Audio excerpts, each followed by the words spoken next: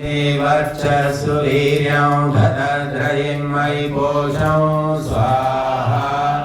इदमग्नये पवमानाय इदन्नमः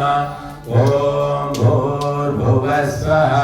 प्रजापतेन त्वदेतान्यन्यो विश्वा जातानि परिता बभूव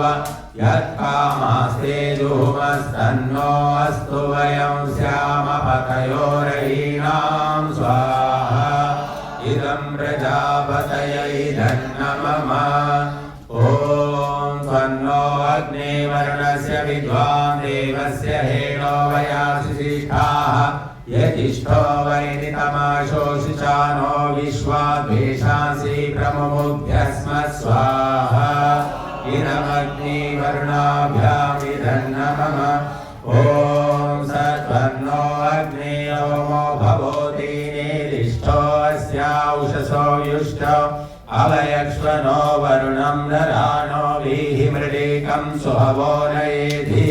स्वाहा इदमग्निवर्णाभ्याम् ॐ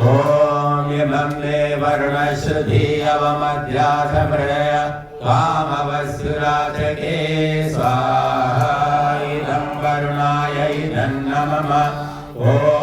तत्त्वायामि ब्रह्मणा वन्दमानः सदा शास्त्रे यजमानो हविर्भिः अहे